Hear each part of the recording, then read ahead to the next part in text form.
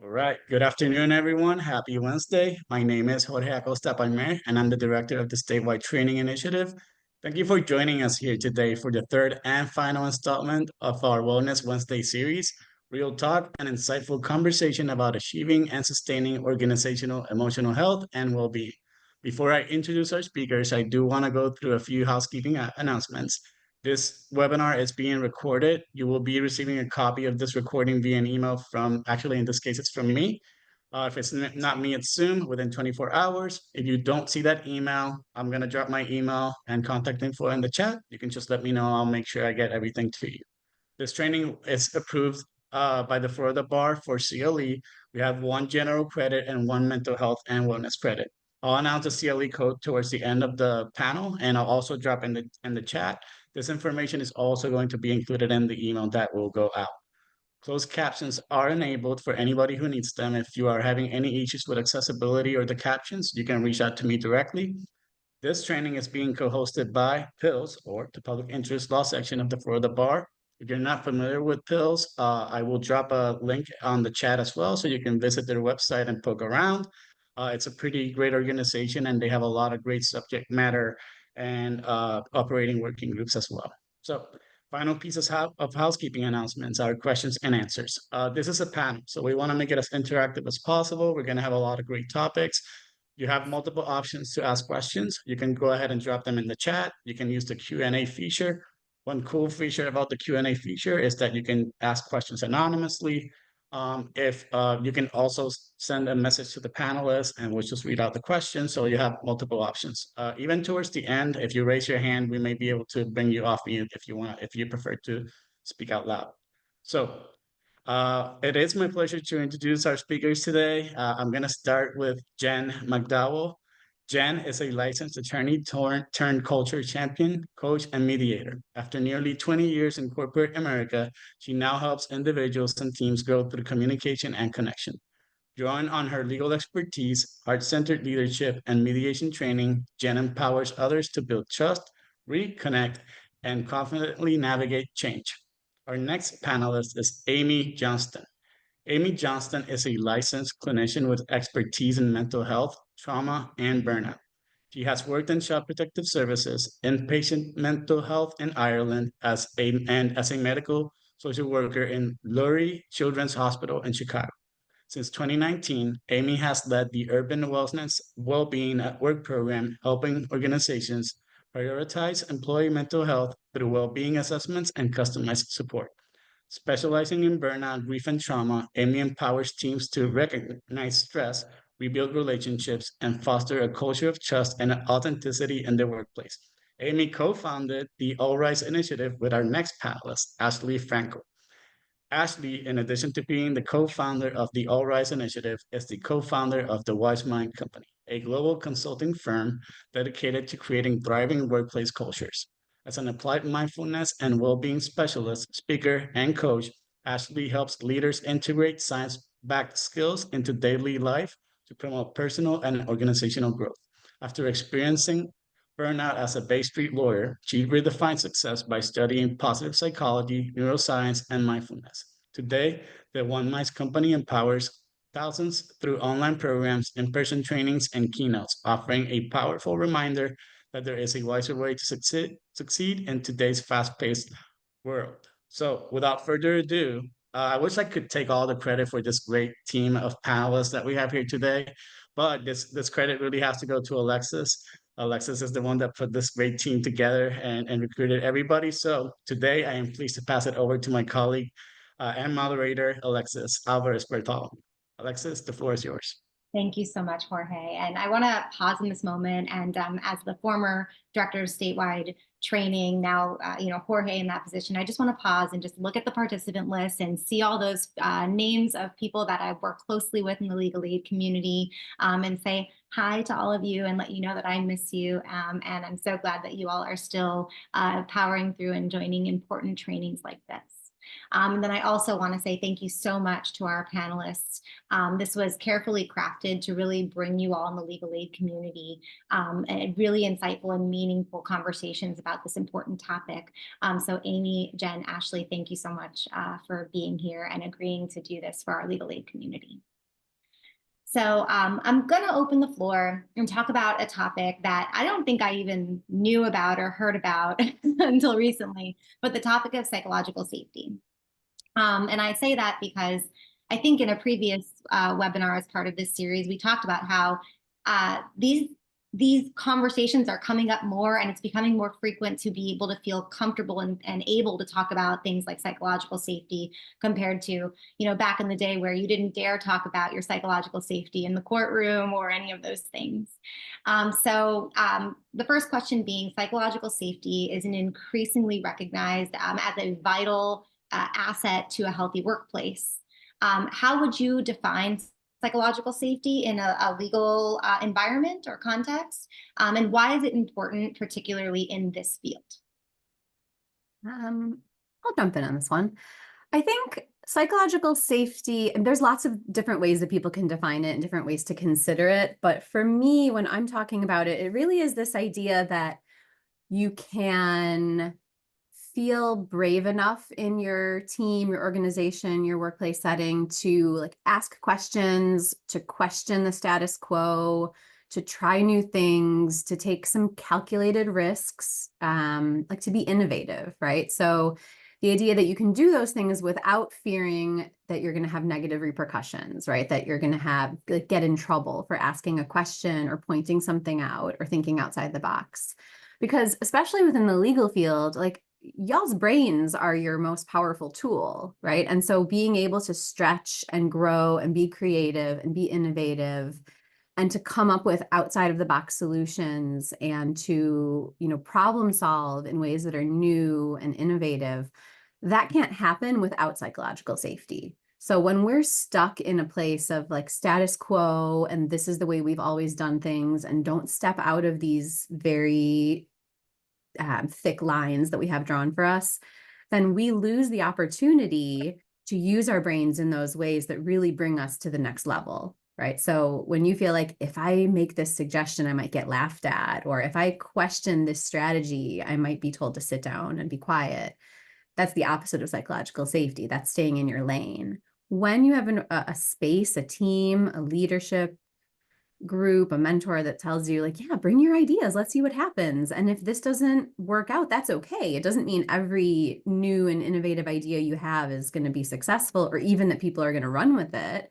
But that's how we really grow and get to that next level. And I think in the legal profession, that's so important, right? Coming up with these outside of the box strategies are essential parts of being successful. So I think it's not only helpful, but really necessary for growth. Ashley, Jen, did you want to add anything to that answer?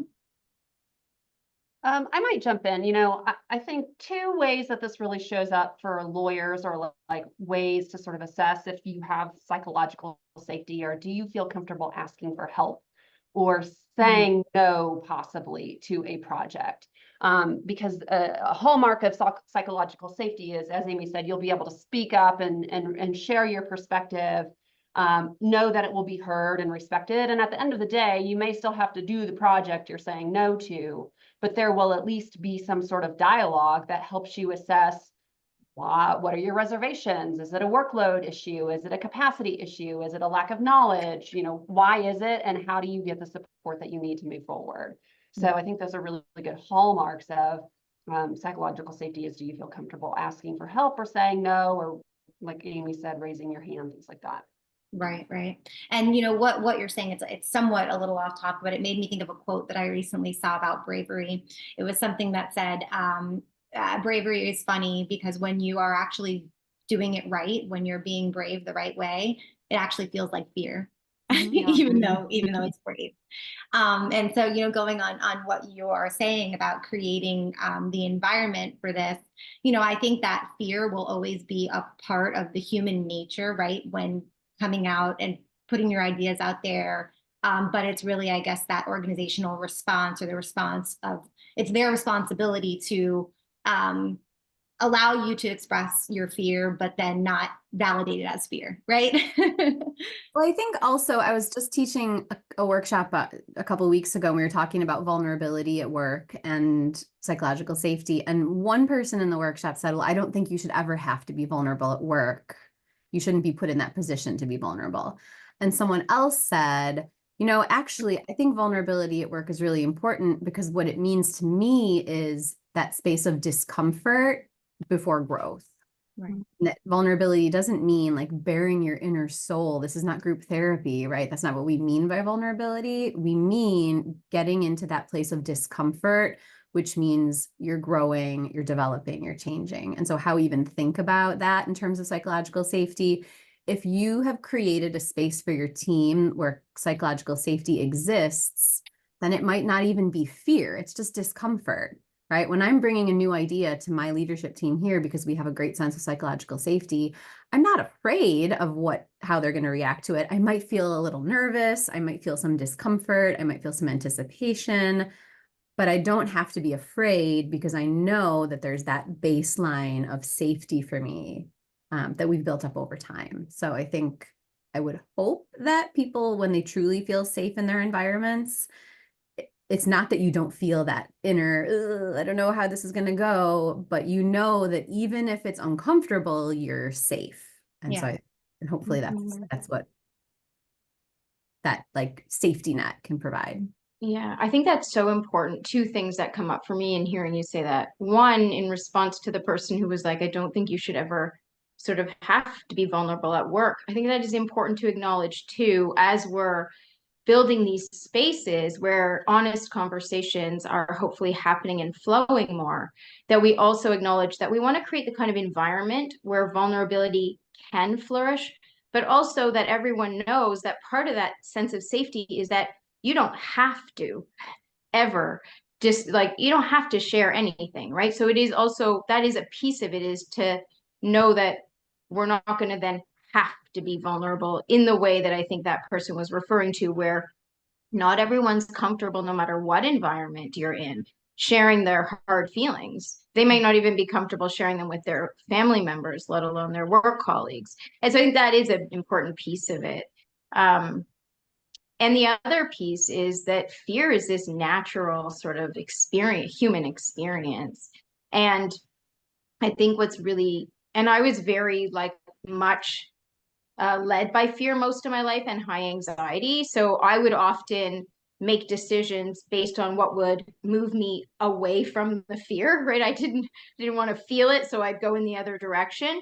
I think one of the most beautiful things about working in environments where there is psychological safety is that we can feel the fear and do it anyway, right? And that's a really powerful opportunity as individuals, but also collectively for innovation, you know, for one example.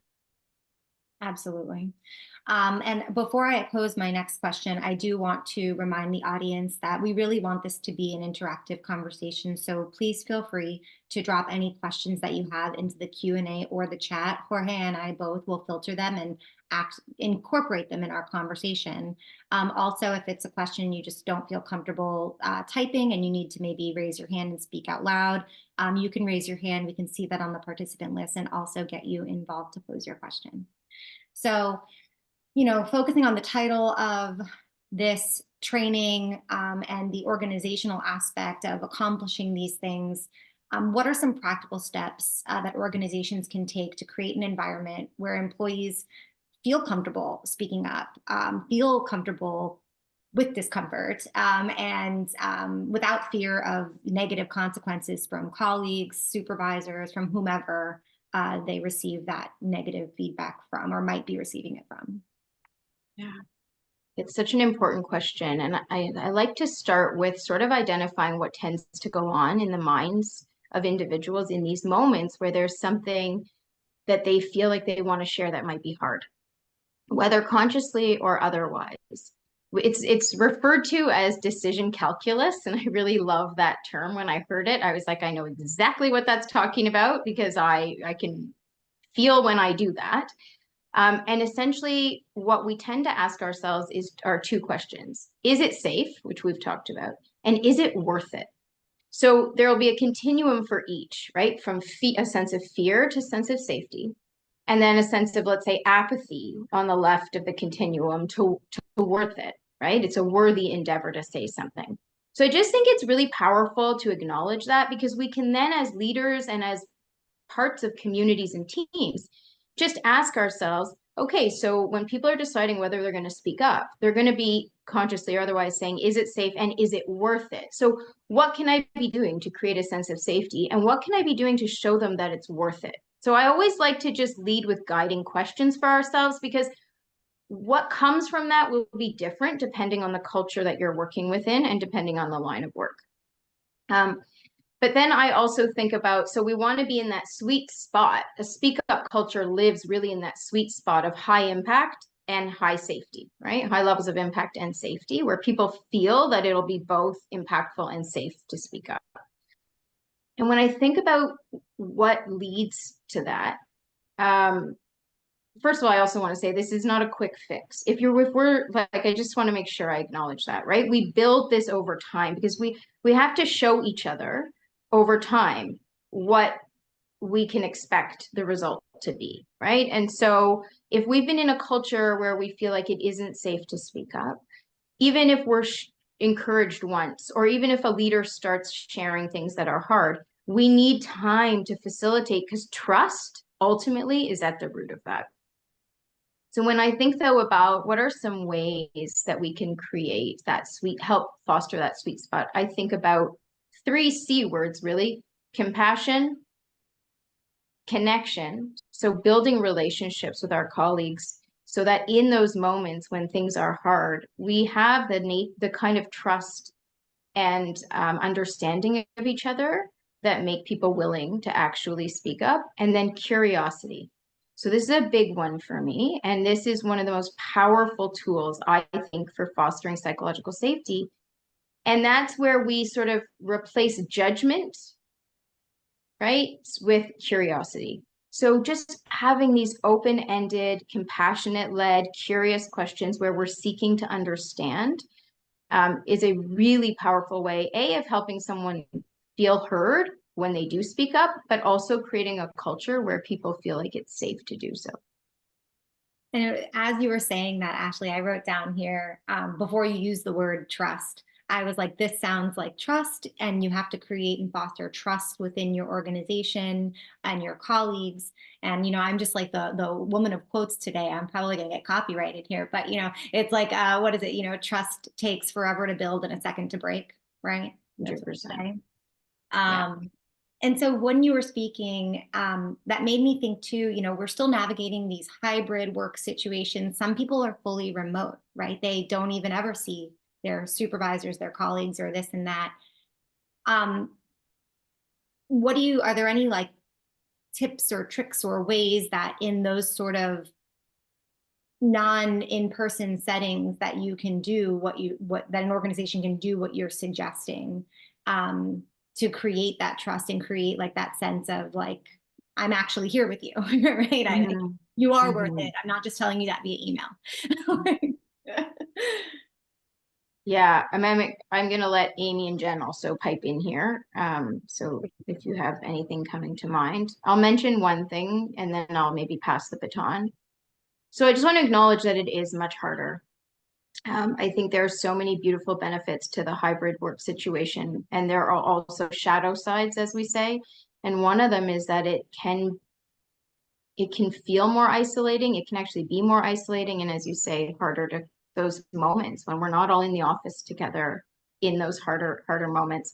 We have to be really intentional. I think about carving out, oh, my dog's coming to join us, guys, about carving out opportunities to connect. So when we are having team meetings or intentionally setting regular team meetings so that we can connect with one another, take a couple minutes at the beginning of the meeting. I like to invite people to put their cameras on. Invitation. Not everyone's in a place where they're comfortable or able.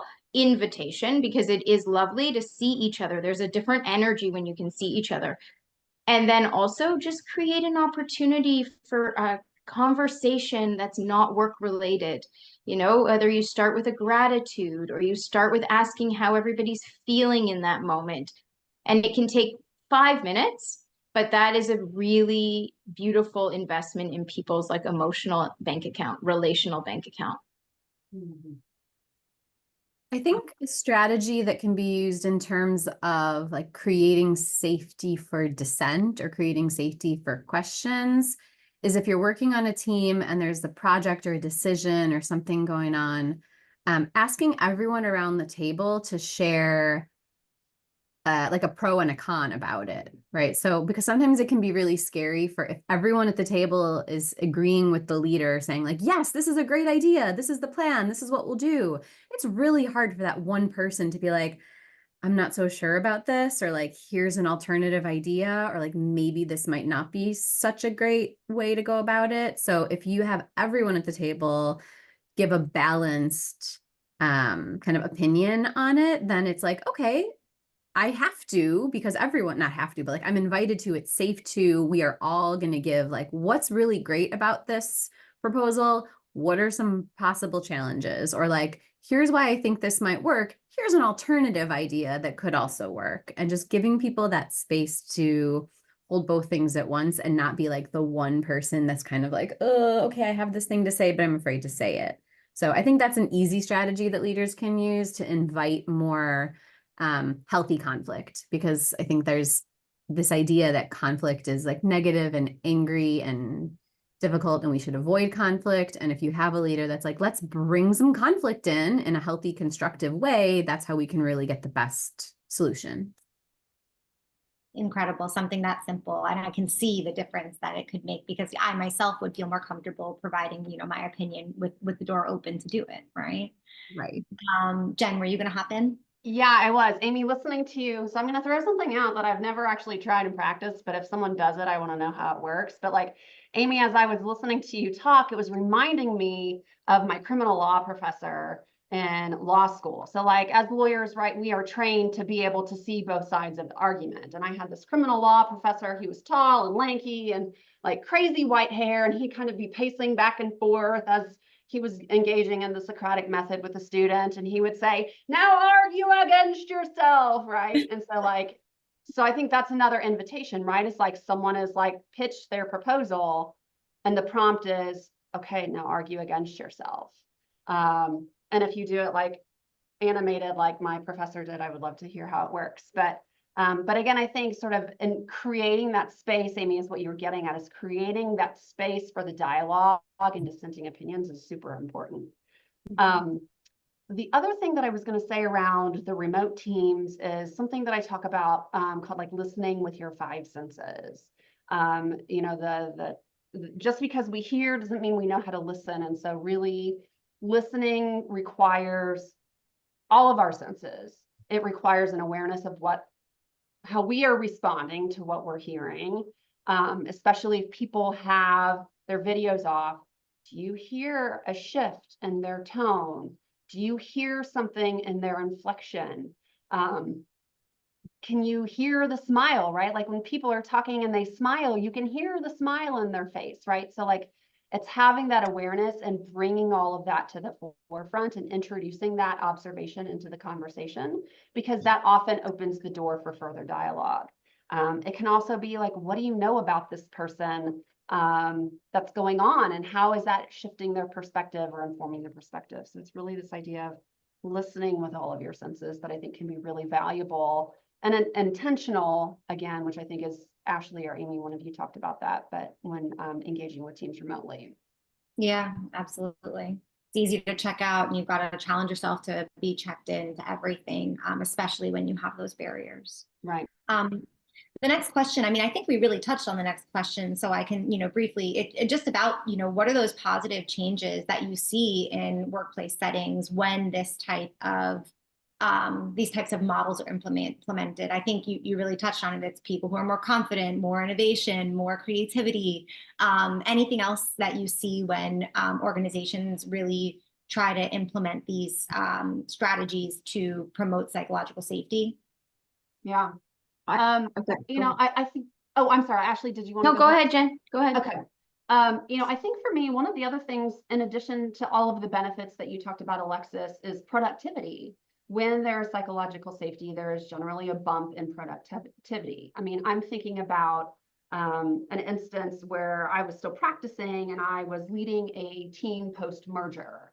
It was a team of people who had kind of done the same functions with each of their legacy organizations. We were coming together. We knew there were job cuts. We knew that a lot was going to be changing, and people were feeling it. They were in their fear, they were in their anxiety, and rightly so.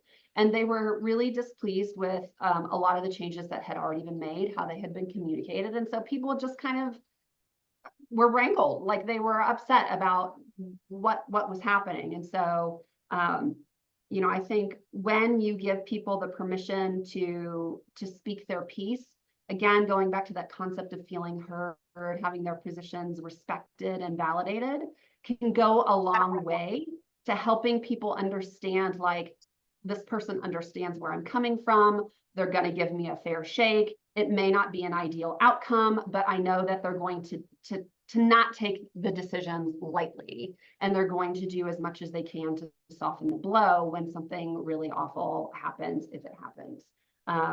So I think for the leaders who might be on the phone, I think the takeaway is it's really important how you respond, relating to the emotions and the challenges that the person is experiencing, validating them, recognizing that it's important to them, and really kind of like Ashley said, using those 3 C's, showing up with compassion, trying to connect, asking the open-ended questions, and being curious.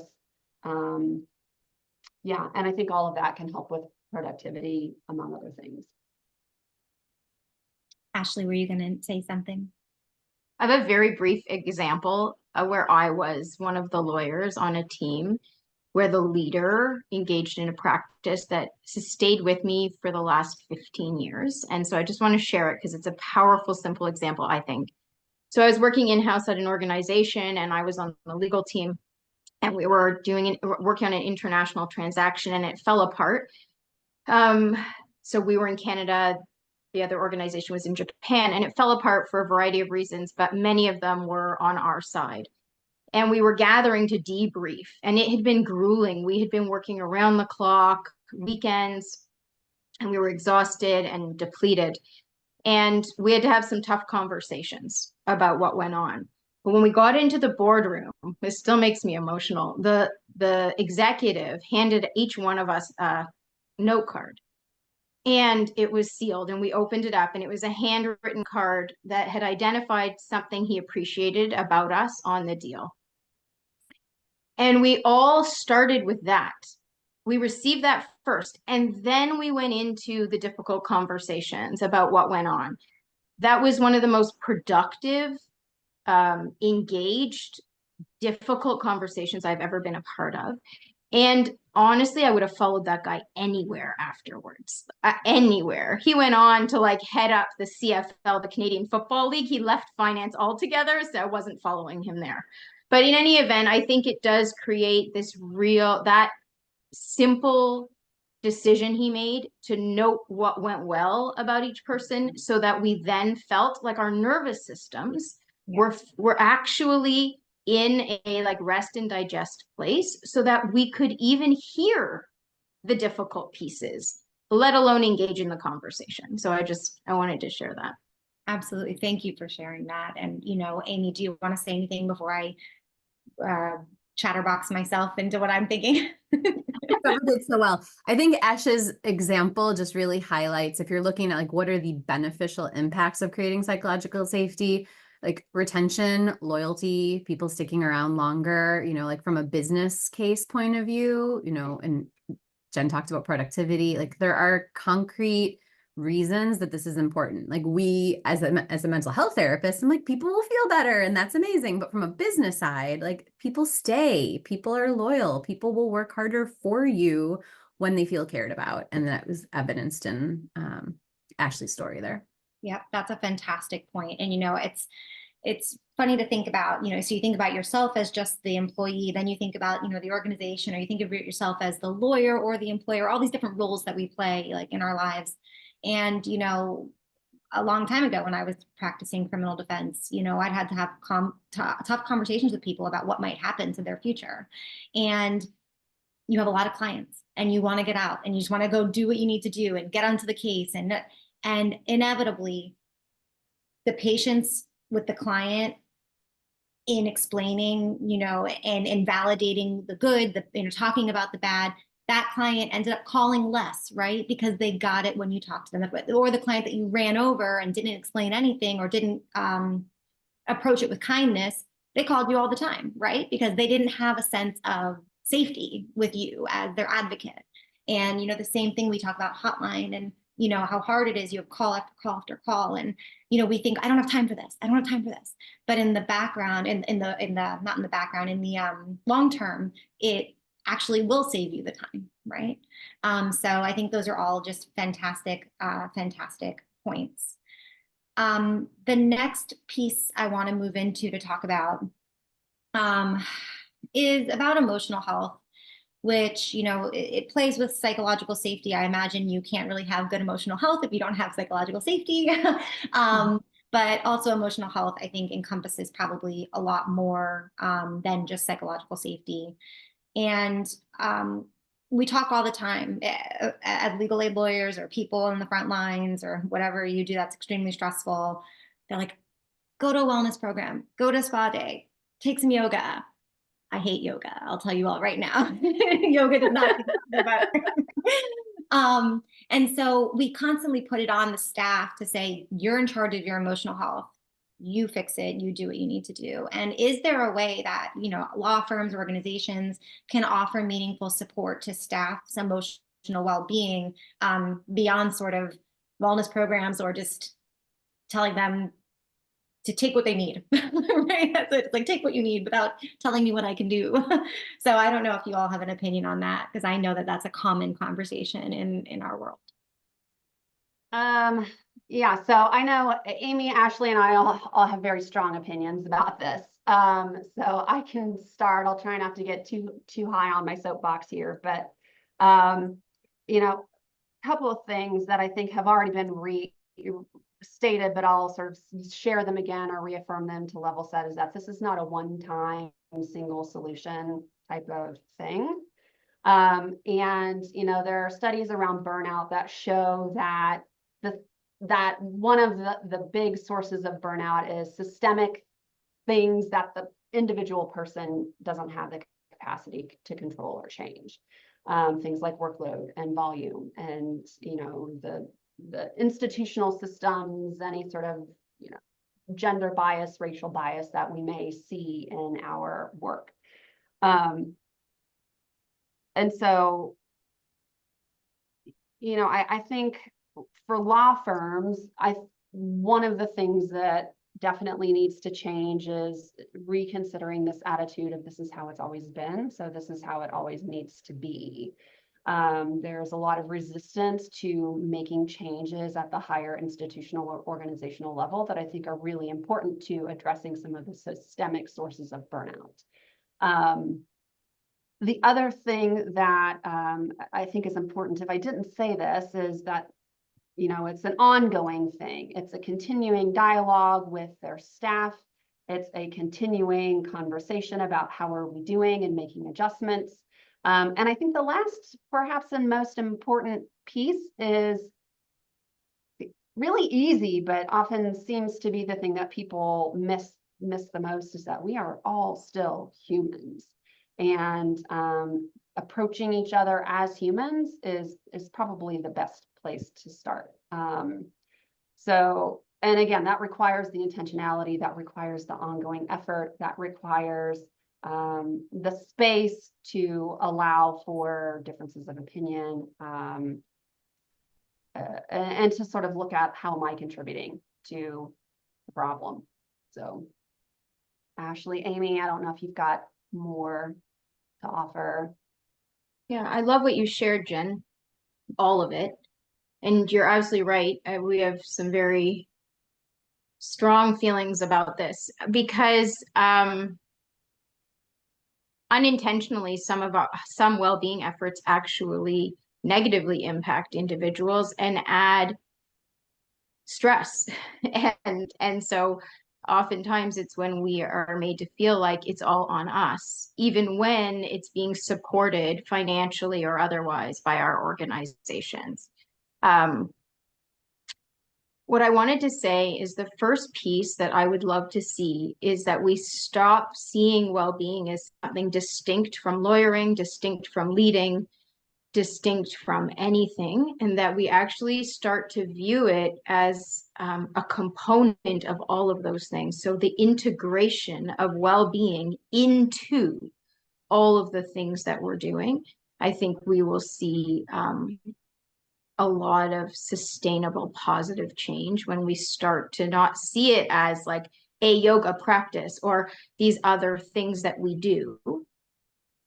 And along those lines, when I think about well-being, it's well-being, not well-doing, right? So I often like to think about so much of the power lies in just thinking about who am I being when I'm doing what I'm doing. And I'm saying that for each of us, like big L, small l, because we can be positively impacting people's emotional well-being, not necessarily by giving them other things to do or supporting them in doing all the well-being things, but in moments that, again, going back to what Jen said about our humanness.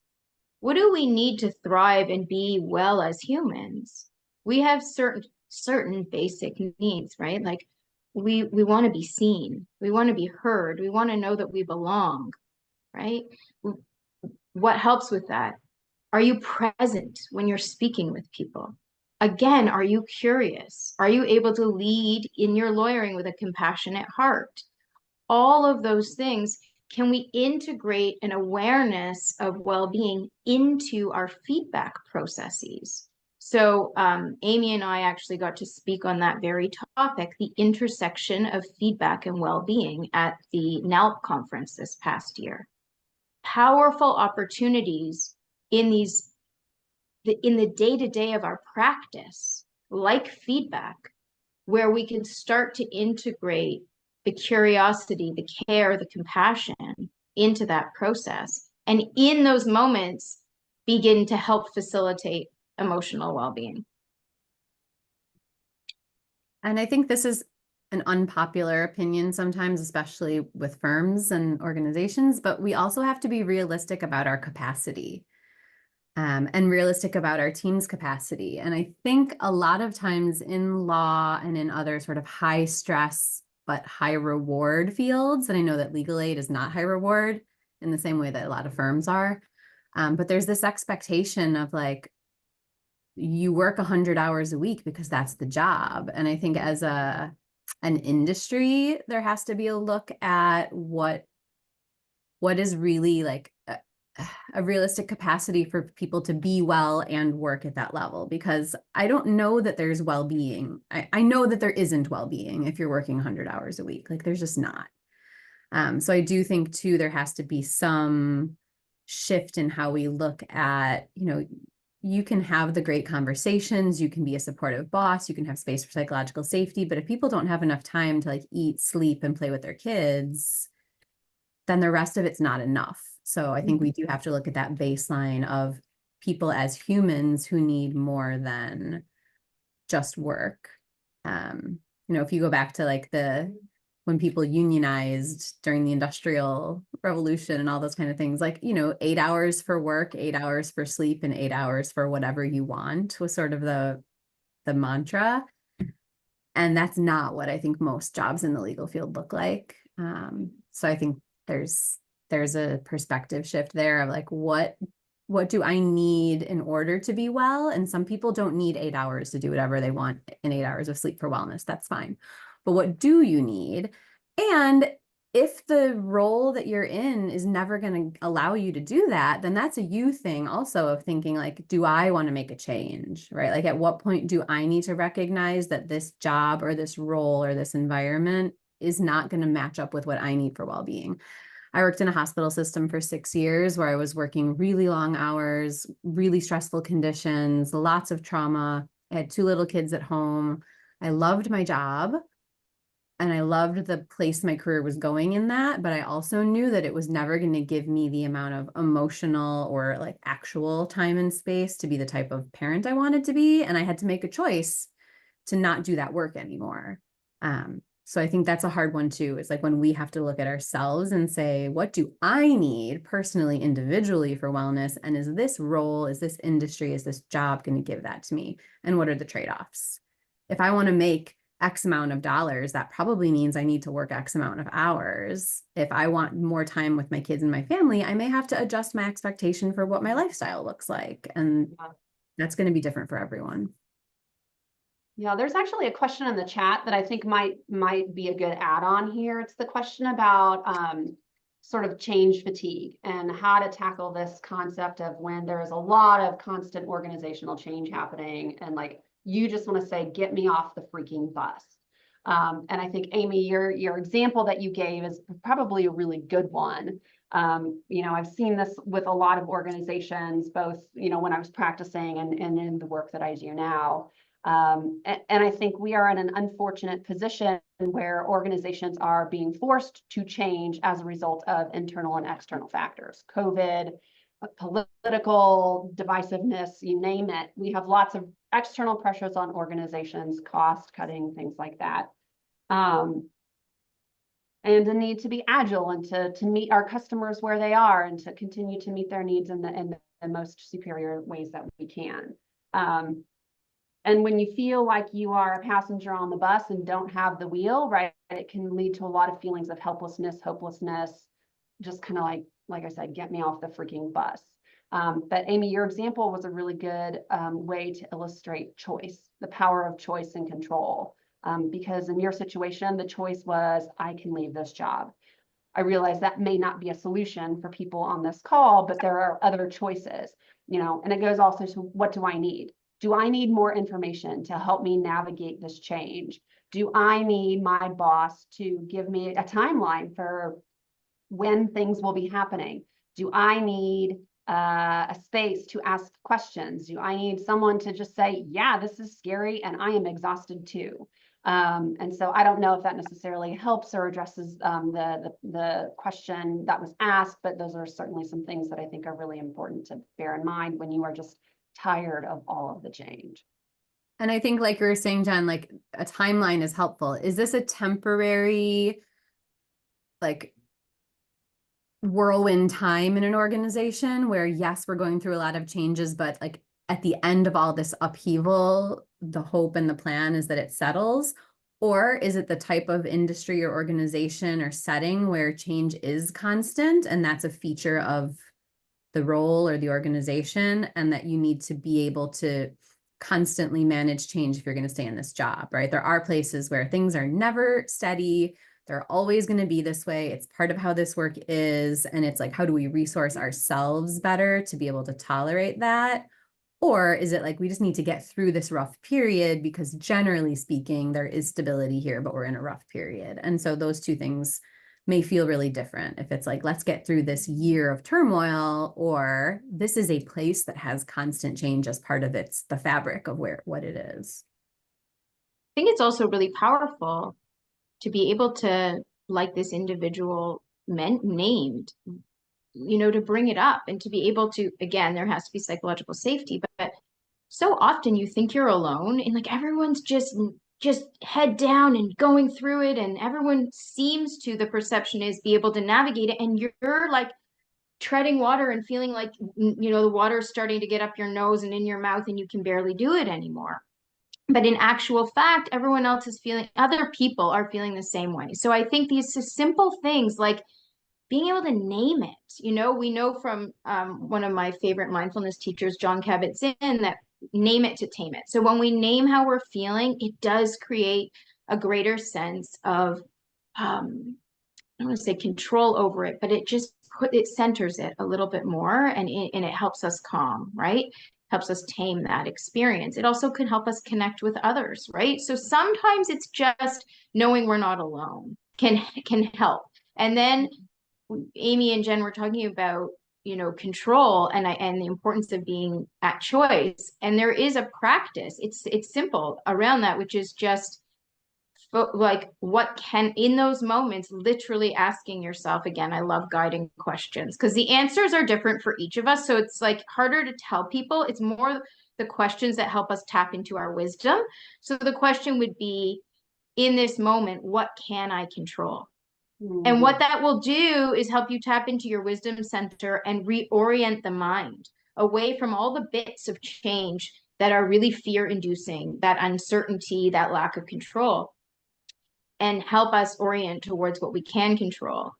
And then to Amy's point about restoration, that's another really important piece, is that change and uncertainty can activate our stress response. You know, we don't like uncertainty as human beings. We don't like not knowing what's coming around the corner or feeling like things might continue to shift. So I think it is really important to acknowledge that we want to really be intentional about knowing what helps us restore, and even just like micro behaviors, that micro actions that help us restore, so that we can help our nervous system throughout the day move out of that stress state into a more relaxed state for our own energy efficiency and conservation. Yeah. You know, Ashley, you said something that you know, is something I feel like I've said to friends and, you know, loved ones before, is that it's so simple, but it's not. Sometimes this idea of what do I have control over feels really hard when we are in this sort of, like, Amy, I can't remember the phrase that you used, but like when you're in this sort of state of emotional overwhelm. And so, you know, this idea, and Amy, I'd love your perspective as a clinician on this, but like sometimes you just got to allow for, I don't like this, I don't like this, I don't like this, I don't like this, right? Because when you sort of try and distance yourself from that fear, that discomfort, you know, it kind of makes the problem worse. And so if you can allow it, go with the flow, acknowledge it, that also helps you work through it, perhaps to the point where you can get to what Ashley is saying is, all right, I've spun myself out, and now I have some clarity to think about what do I control. So Amy, Ashley, I don't know if either of you want to respond to that, but. Can I just say one acronym and then I'll pass it to Amy? So we like to talk about the ABCs here. Awareness and allowance. So that goes back to the name it to tame it, right? We're not trying to change anything. We have to meet the experience, whether it's uncomfortable or not, right? So awareness and allowance, breath, which really just symbolizes something that's going to help us just presence ourselves and center a little bit. And then the C is that curiosity. And you might ask, what do I need? And you might ask, what can I control? But getting curious in that moment about something, either what do I need or what can I control? So A, B, C, awareness and acknowledgement and or allowance, breath, and then the curiosity is, it can be a powerful practice. Aim. Yeah, I think the more we shove down our stressors and feelings and stress response, the more likely it's going to absolutely explode in a really inopportune time, right? So, you know, if you're noticing yourself blowing up at your partner or screaming at your little kids, as I found myself doing a lot of the time, like that's a side effect of not just allowing yourself to be in that moment and feel whatever it is. So especially at work, we tend to kind of keep it all together at work long past when we've stopped holding it together in other parts of our lives. So you're showing up at work, you're dealing with the stress, you're dealing with the changes, you're working the long hours, you're showing up as your best version of yourself and rocking it even when it's really hard. But then you're going home and like not able to show up for your partner, screaming at your kids, like not being empathetic with your friends, or like isolating yourself, or, you know, hoping that people will cancel because the last thing you want to do is actually leave the house again. All of that happens when you're like shoving down the hard stuff and like kind of holding too tight. So I think being able to acknowledge when we're overwhelmed, when we're stressed, when it's too much is definitely the first step. It doesn't fix the problem, right? It doesn't stop the fact that there's too much on your plate, or there's a toxic work environment where your relationship with your boss is not going well. But if we don't acknowledge it, then we can't do those pieces that Ash is talking about around being curious, right? What can I change? What can I shift? Do I need to stay in this job and resource myself to be able to handle it better? Or do I need to really think about, you know, what my values and priorities are, and what I have control over for my own choices? because staying in a toxic situation is a choice. You're choosing to stay. Or, you know, choosing to stay in a relationship with a supervisor without voicing concern, or choosing to, you know, so we do have choice in some things, but we can't even get to that point of identifying our choices if we're just shoving it down. So we have to let those feelings arise in a space where we can tolerate them. And sometimes that's with a therapist or with a coach or like with a friend over a coffee, right? That can look really different depending on what's going on for you, but we do need to address how we're really doing before we can try to make those changes. On this topic of change and controlling what you can, I'm gonna kind of throw a curveball out there that I think a lot of people in the legal aid community resonate with. So, you know, we as legal aid lawyers generally, but I'm focusing on legal aid lawyers, we work within these giant systems: benefits, public health, the criminal justice system, housing, where, gosh, landlords have power, HUD has power, right? All these systems. And us as lawyers, right, we're told, you know, you can help someone sustain housing, you can get them benefits.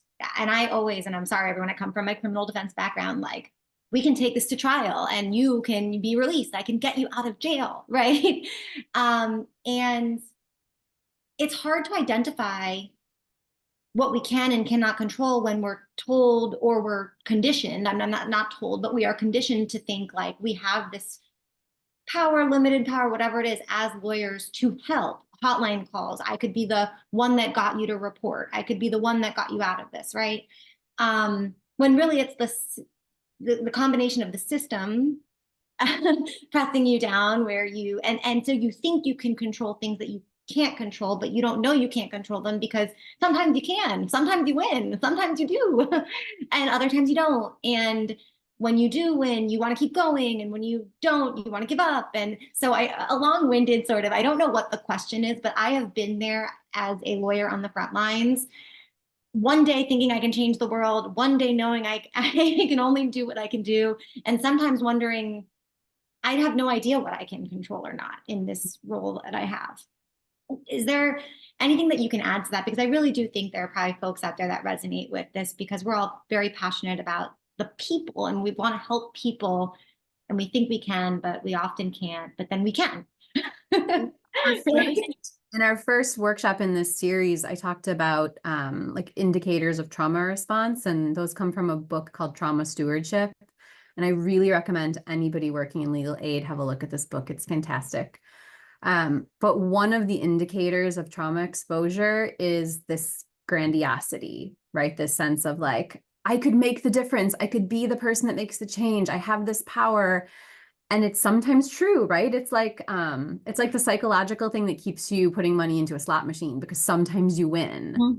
And you never know when you're going to win or lose, and you lose a lot more than you win probably, but sometimes you win and you never know when it's going to be. So it keeps you feeding it. Like, there is actually some, you know, cool brain research around why that happens.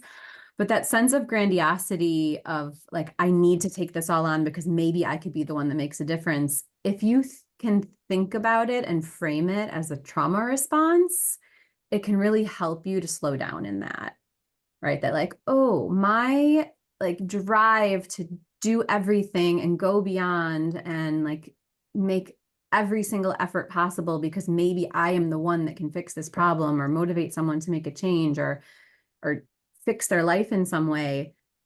It's a trauma response, right? It's a response of like, things have been so bad and so hard, and I have seen myself be able to do good, and now I have to keep doing it. We're burning ourselves out real quickly on that. So if you think of it in terms of like, how do I create a situation that's more sustainable for me as an attorney, as a legal aid provider, so that I can continue to give a steady stream of support to more people over time, kind of stepping back and taking a big picture approach. Like, if you have the capacity to do a good level of work most of the time for a long time, you're going to serve lots of people and you're going to help lots of people level up in some way. If you're pouring all of your energy, all of your heart and soul, everything you have into every single person that you come across, you are going to have a very limited scope of what you can do, big picture. You may really help one or two people's lives at the cost of yourself and at the expense of all the other people that aren't going to get support from you because you're going to be burned out and unable. So I think kind of stepping back and taking a broader picture can sometimes be helpful if you're feeling that like that intensity, that hypervigilance, that sense I have to do it all. Because the reality is you can't, and you won't for very long at that pace. I don't know if that makes sense.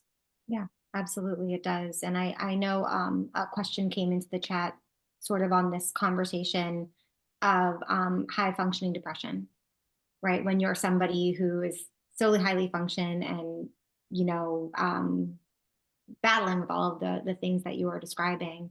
And, you know, given your experience and your expertise, Amy, I'd love to hear your thoughts about that, because it might happen a lot in the legal field. And there might be people out on this call who are maybe struggling with that and don't realize it and don't know why and don't know what to do. I think that's a big question for 3 minutes, but I'll see if I can give you something succinct. I think a lot of the symptoms of high functioning depression overlap with stress and what we normalize in terms of folks that work in really high pressure environments. And so I think that the depression piece can often be minimized, because when someone comes to my office for mental health evaluation, I'm asking things like, are you getting enough sleep? Are you eating healthy diet? Are you spending time with friends? Are you doing something that you love? Or do you have time to be creative, right? And when someone's working the amount of hours and in the type of trauma work that legal aid folks are, the answer to most of those questions is no. And so for me, it's really hard to evaluate, is this clinical depression, or are you just like drastically undermet in terms of like resourcing yourself with the basic needs that people have to be well? So I think it can be missed a lot of the time because people are not getting their basic needs met in so many ways that, like, of course they don't feel well, right? No one's going to feel well in that situation. And so underlying, there could also be some like very important clinical depressive symptoms going on, but we can't even like uncover that until we start, you know, think of like Maslow's hierarchy of needs. If you're not meeting those basic needs just to be well in your body, it's hard to get to those other pieces of what's going on from like a clinical mental health point of view. So I think it's often missed because most people working in that situation are having symptoms of depression, but they're like, well, yeah, obviously I don't feel well because of all these things happening. I think if you're concerned, I think things to look for, maybe if you're thinking about like who needs to be assessed for these sort of levels of high functioning depression that could quickly spiral, feeling really flat, right? Lack of emotion. If you're starting to dissociate and feel nothing, that's something to pay attention to. If you're noticing big shifts in how you show up, if you're normally a very social person, if you're normally someone, even with a lot of work and a lot of pressure and a lot going on, if you like to socialize, if you like to spend time with people and you find yourself withdrawing, like if there's shifts in how you normally show up in your family or your workplace, those are changes to pay attention to, right? Like some people are introverts and they don't want to socialize anyway. So them avoiding others is not a sign of depression. But if over the last couple of months, you've noticed someone normally shows up to all the events and now they're pulling away, or they normally respond to texts and they're not, like those are things to pay attention to, shifts in how people normally function. We could talk about this for a long time. I know we're at time, so I want to be respectful, but if you have specific questions, folks can email me. I'm happy to follow up. No, I appreciate it. And I think it's important for people to know, because it's easy to just sort of write off as, oh, I'm, you know, suffering from just depression from my own, and really realizing like where maybe your cup needs to be filled and how your organization can help you fill that, how you can fill that, how your community can help you fill that. And I think organizations, if they really want to address that, have to take responsibility that like often people need time off to address that, whether that's reduced hours or time off completely. And if that doesn't come with pay, people are not going to feel like they can take that time. And that's a tough one, right? Because budgets only stretch so far. So it's a systemic issue, and that we need to think about as a society how we support folks through mental health crises. And in legal aid type environments where budgets are slim, that's not easy to do. So it's a really big conversation to have. But I think if you're looking at your friends, your colleagues, people you care about, looking for shifts and changes from their baseline is where you start to notice what's going on for someone. Thank you. Thank you so much. Well, I know we're at 1 o'clock. Briefly, the only question we didn't answer was the book you just mentioned, Amy. I think it was Trauma Stewardship, right? Okay, perfect. So I did give that person that information. But I will turn it back over to Jorge for some closing announcements. But unless Ashley, Jen, was there anything else that you wanted to add after Amy? Okay. Sorry, I wanted to give you that space. But I just want to say what an honor it is to share this platform with you. I'm so glad to see this have come to fruition. And I know that our community is just so much better off from hearing from you experts on this important topic and opening and creating the space that might not have been there for this conversation to be had with colleagues, staff, supervisors. So thank you all very much. Enough from me. Jorge, over to you for some closing remarks. All right, thanks, Alexis, and thank you all for this insightful panel. And thank you all for attending today's panel and participating. We love those questions. We are looking forward for the audience to participate more. So thank you for driving this panel. We hope you found this session valuable and that it provided useful takeaways for your work. I know it did for me, and I'm just seeing some of the feedback in the chat. It definitely did for the audience. And before I conclude, I'm going to be sending out an email with the CLE information, with a copy of the recording, and information from our great speakers as well. And I do have the CLE code. I dropped it in the chat, but I'm going to read it out loud just in case you are driving or doing something else or you need to listen to it. So it's 2409008N. I'm going to repeat 2409008N. I thank you again to all of our panelists for sharing your expertise with us, and to everybody that participated. We're looking forward to seeing you in future events, and everybody have a great afternoon and stay safe. Thank you all. Bye-bye. Bye, thank you. Thank you.